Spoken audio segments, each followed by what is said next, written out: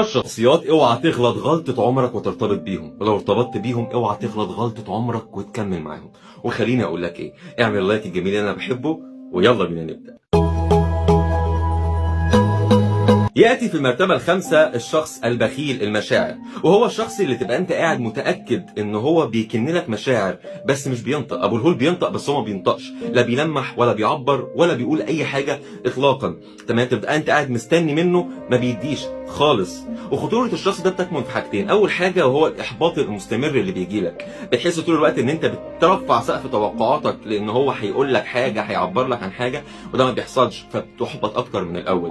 وتاني حاجة وهو بيوقعك في فخ، اللي هو انا المفروض ابذل مجهود اكتر في العلاقه وما اقصرش معاه علشان لما اعمل كده واوصل ليفل معين هو هيهتم بيا وهيعبر لي.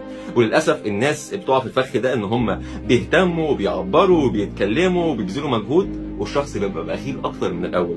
وهنا لازم نوضح نقطه، ان تقصيرك مش هو العيب، حتى لو انت مقصر العيب في الشخص نفسه، هو اللي بخيل، هو اللي ما عندوش القابليه ان هو يعبر لك عن مشاعره زي باقي الناس. وياتي في المرتبه الرابعه الشخص المزاجي، وهو الشخص اللي يخليك تصحى من النوم انت مش عارف هو هيعاملك بانهي وش النهارده، هيعاملك كانكوا صحاب ولا هيعاملك كانكوا حبايب ولا هيعاملك كانك عدوه، ولا هيقول لك ان انت مقصر معاه ولا هيقول لك ابعد عني ولا هيقول لك قرب مني ولا هيقول لك انا محتاج منك كذا.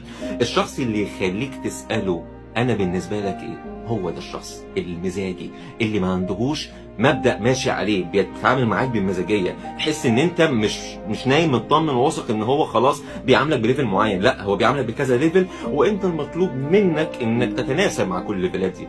طبعا ده خطر، لان خطوره الشخص ده بتكمن في طاقه التفكير والحيره والطاقه السلبيه اللي انت دايما بتبقى محاصر ومحاوط بيها، اللي بتخليك لا تعرف تتخطاه ولا تعرف تقرب منه ولا تعرف تبعد عنه ولا تعرف تشوف حياتك، لان انت حاوطت نفسك بافكار سلبيه وافكار قويه جدا طالعه من جواك منبوعه الحيره، انا اتعامل معاه ازاي؟ وياتي في المرتبه الثالثه الشخص النرجسي المكابر العنيد، وده فعلا من أسوأ الشخصيات اللي انت ممكن ربنا يبتليك وترتبط بيهم في حياتك. الشخص ده بيرفض الاعتراف بالخطأ تماما، ده لو مزاجه رايح هيخليك تحس ان انت اصلا الغلطان لما تيجي انت تغلطه. تمام، وخطورة الشخص ده بتكمن ان هو بيهز ثقتك بنفسك، يعني انت لو ثقتك بنفسك مهزوزة اصلا خلقة لوحدها لما ترتبط بيه، لما ترتبط بيه هتبدأ تحس ان انت فعلا المقصر، لما هو يقلب عليك الترابيزة ويقول لك ان انت المقصر وانت كذا كذا كذا هتبدأ ترفض الاعتقاد اللي جواك اللي بيقول ان انت على حق وان انت ليك حق المفروض بتطلبه، هتنساه تماما وتقول فعلا انا غلطان وانا فعلا مقصر. هيبدا يقنعك بالحاجه اللي هو عايز يقنعك بيها، اللي هي لا تمت باي صله عن شخصيتك الحقيقيه. هيهد ثقتك بنفسك جدا ويخليك تحس طول الوقت ان انت محاصر وان انت المطلوب منك انك تعمل. وعايز اقول لك على حاجه، الشخص ده بالذات انت لو عملت له ايه عمرك ما تعرف ترضيه، لان الموضوع قناعه عقليه جواه، هو اصلا مش راضي عن نفسه، هو اصلا مش عارف هو عايز ايه. فمن فضلك لو قابلت شخص زي ده في حياتك. ويأتي في المرتبة الثانية الشخص السلبي، والشخص ده خطير جدا جدا جدا وطاقته كثيرة ان هي تفتتك، بس يعني مش تجيب لك اكتئاب، لا تفتتك حرفيا. تمام، الشخص السلبي ده دايما محاوط بالمشاكل، دايما عنده مشاكل وعنده هموم وعنده حكاوي وعنده كذا كذا كذا. هو مبدئيا كلنا عندنا مشاكل، بس اللي بيميز الشخص ده في سلبيته ان هو بيبحث عن المشاكل.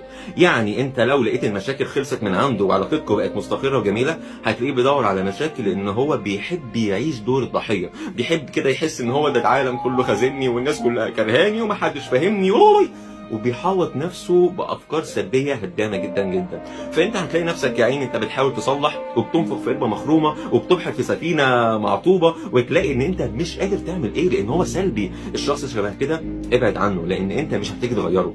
تمام، هو المفروض يغير لنفسه بنفسه، كن جميلا ترى الجمال، هو بنفسه شايف السلبيه في كل شيء، فما تستغربش لما تلاقي حياته كلها محاطه بالسلبيه.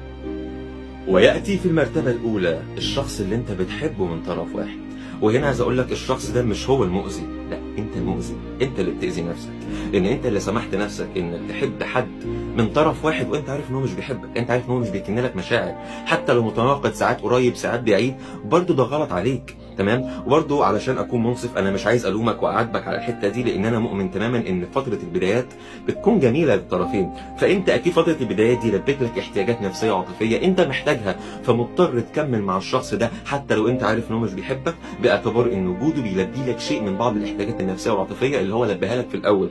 فده بيخليك شبه المدمن، انت بتدمن الشخص ده وانت عارف ان هو لا هيتجوزك ولا هيكون من نصيبك ولا اي حاجه.